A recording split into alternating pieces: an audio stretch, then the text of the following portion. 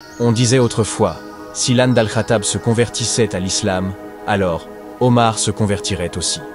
Savez-vous à qui cette parole a été adressée? Avant de poursuivre et de découvrir cette personnalité exceptionnelle, n'oubliez pas de vous abonner à la chaîne et d'activer la cloche pour recevoir d'autres récits inspirants. Cette parole visait Omar ibn al-Khattab, le troisième plus grand homme de l'islam après notre prophète bien-aimé Muhammad, paix et bénédiction sur lui, et son fidèle compagnon Abu Bakr. Pourtant, Omar embrassa l'islam, et son islam fut une lumière éclatante pour la communauté musulmane. Omar craignait Dieu d'une peur sincère et profonde.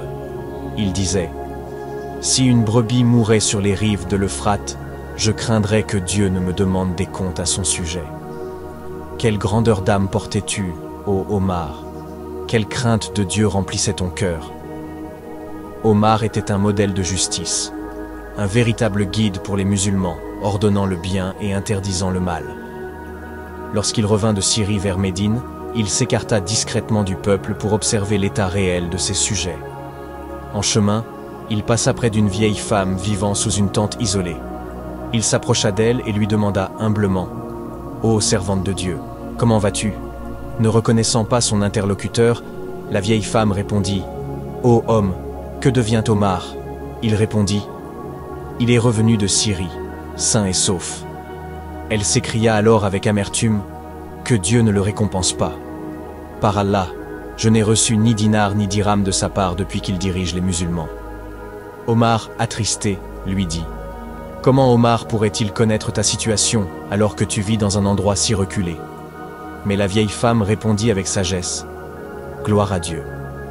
Je ne pensais pas qu'un gouverneur puisse ignorer ce qui se passe d'un bout à l'autre de son territoire. » Omar pleura alors, submergé par l'émotion, et s'exclama « Malheur à toi, ô Omar!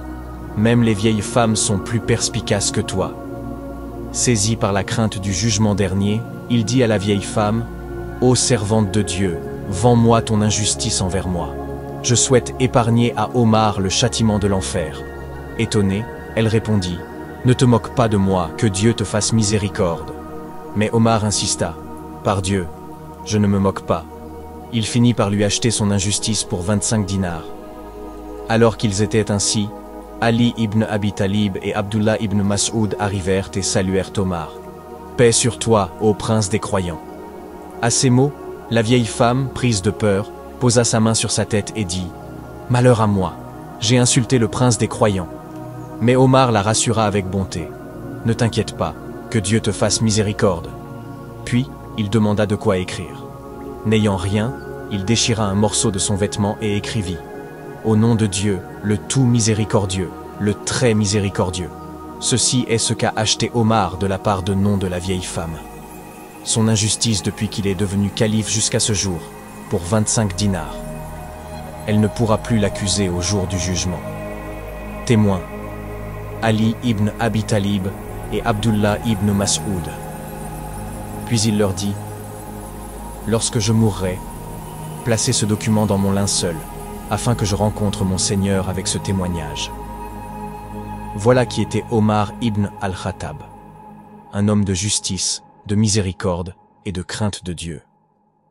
N'oubliez pas de liker cette vidéo, de vous abonner et de la partager pour faire découvrir cette magnifique histoire au plus grand nombre.